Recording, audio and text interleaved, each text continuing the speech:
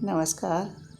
भादो मास की पूर्णिमा अश्विन मास के कृष्ण पक्ष की प्रतिपदा से अमावस्या तक कनागत और पितृपक्ष के नाम से भी हम जानते हैं। इस वर्ष पितृपक्ष यानी कनागत दिन शुक्रवार 29 सितंबर से शुरू होकर 14 अक्टूबर 2023 दिन शनिवार तक पितृपक्ष रहेंगे। 14 अक्टूबर दिन शनिवार सर्वप्रत अमावस्या तिथि मनाई जाएगी। आइए सबसे पहले सुनते हैं पितृपक्ष यानी कनागत की कथा कहानी। आज की कनागत की कहानी में हम सुनेंगे सेठ सेठानी। एक शहर में एक सेठ रहते थे। वह गया करने गए तो अपनी सेठानी से बोल के गए कि पिताजी का दिन पड़े तो ब्राह्मण कर देना। और सेठ जी अपनी सेठानी से बोले कि मेरी बहन का और मेरे भांजों का नौता कर देना। सेठ जी गया करने चले गए। पिताजी का दिन पड़ा। सेठानी अपनी ननद को नौता करने गई और बोल के आई कि नेक जल्दी आ जाना, सवेरे दाल वाल धोनी है और बहुत सारा काम करना है। सेठ जी की बहन सुबह उठते ही अपने बच्चों से बोली कि आज तुम लकड़ी काटने मत जाना, आज मामा के यहाँ सबका नौता है। सेठ जी की बहन बच्चों को घर पे छोड़ करके अपनी भाभी के घर सुबह जल्दी पहुँच गई। दाल धुलवाई, पिसवाई और फिर भाभी से बोली कि भाभी मैं आ जाऊंगी, बच्चे घर पर अकेले हैं, मैं थोड़ा घर होके आती हूँ। सेठानी अपनी ननद से बोली कि जाओ, जड़ हिले तो आना, पत्ते हिले तो मत आना। सेठ जी की बहन अपने घर आकर दरवाजे पर बैठ गई और पत्तों की तरफ देखती रही।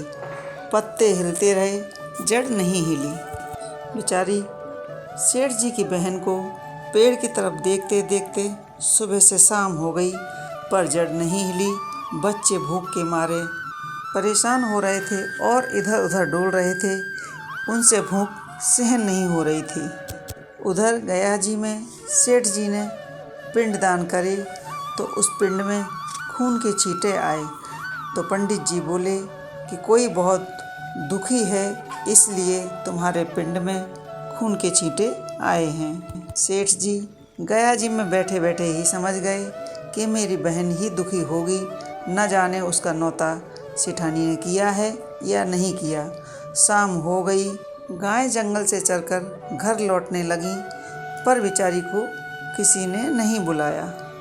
भूख के मारे बच्चे परेशान कर रहे थे, तो उसने सोचा कि चलो भाभी के घर से खाना मांग के ले आती हूँ। जैसे ही सेठ जी की बहन घर से भाभी के घर जाने लगी, रास्ते में उन्हें एक साधु भेष में भगवान मिल गए और बोले, कहाँ जा रही हो?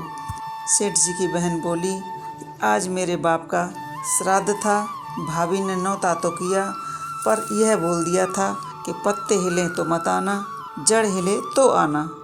सुबह से रास्ता देख रही हूँ, पत्ते तो हिल रहे हैं पर जड़ तो हिल ही नहीं रही है। मेरे बच्चे भूख के मारे रो रहे हैं और भूखे ही सोए जा रहे हैं। साधु बोला, तेरा नौता तो तभी हो गया। तभी साधु बाबा ने 4 लड्डू दिए और कहा बच्चों को खिला देना। आकर बच्चों को खिला दिए। बच्चे पानी पीकर सो गए। बच्चे सवेरे उठे और लकड़ी काटने गए। रोजाना के दिन तो 2-4 रुपए लकड़ी बेचने से मिलते थे, पर उस दिन उन बच्चों को चंदन की लकड़ी मिल गई तो उन्हें खूब सारा पैसा मिल गया और घर आकर बोले, मैया हम अब कथा कराएंगे। तो सेठ जी की बहन बोली कि बेटा मामा भी श्राद्ध करके आ गए हैं, तो उनके घर भी नौता कर देना। बच्चे कहने लगे कि मम्मी वही मामा माई हैं, उस दिन हम पूरे दिन भूखे रहे पर मामी ने हमको खाना नहीं दिया, हम उन्हें नहीं बुलाएंगे। तब सेठ जी की बहन ने अपने बच्चों को समझाया और कहा कि बेटा अपने ही मामा मामी हैं। सेठ जी की बहन अपनी भाभी और भैया का न्योता करने गई तो भाभी उन्हें बाहर ही मिल गई। सेठ जी की बहन बोली कि भाभी आपका न्योता है, नेक जल्दी आ जाना, दाल वाल धुलवानी है और पिसवानी है। भाभी बोली ठीक है, हम आ जाएंगे। सेठानी ननद के घर में नीचे तो गोबर रख लाईं और ऊपर से दूध दही के 2 बर्तन रख लाईं। सेठ जी की बहन ने बिना देखे ही भाभी से कह दिया कि दूध नांद में डाल दो। उसके भाग्य से वह गोबर भी दूध दही बन गया। सब खाना खा गए। ननद भाभी खाना खाने बैठी। सेठ जी की बहन 2 थाली अंदर से लगा के लाई और खाना खाने बैठ गई तो सेठ जी की बहन को भाभी की थाली में कीड़े दिखे। भाभी बोली सवेरे तो सब काम करवा लिया, अब हमें कीड़े वाला खाना दे दिया। सेठ जी की बहन ने भाभी की थाली खुद ले ली और अपनी थाली भाभी को दे दी। फिर सेठ जी की बहन ने भाभी की तरफ दी हुई थाली में देखा तो उसमें वापस से कीड़े दिख रहे थे।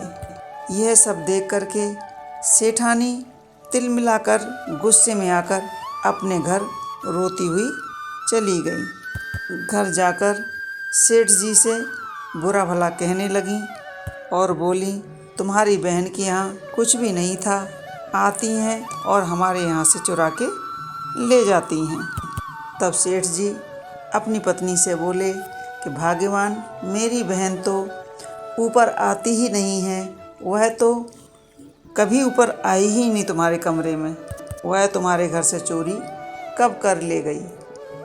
सेठानी नहीं मानी तो सेठ जी ने बड़े बड़े पंडित बुलवाए और पूछा और बोले कि ब्राह्मण।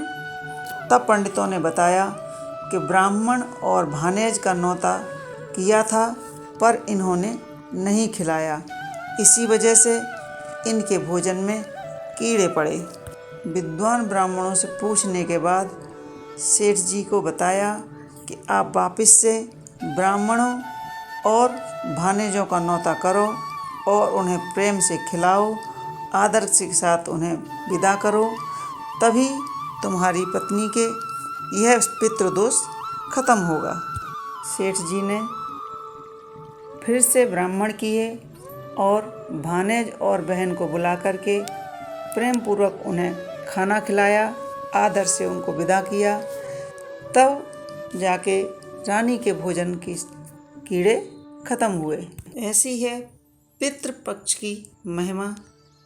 पितरों में हमें अपने परिवारजनों के साथ सभी को बुला करके भोजन कराना चाहिए। श्रद्धापूर्वक ब्राह्मण को भोजन कराएं, दक्षिणा दें, आदर सत्कार के साथ अपने भानेज बहन बंधुओं को भी भोजन कराना चाहिए, तभी हमारे पितृदेव हम पर प्रसन्न होते हैं।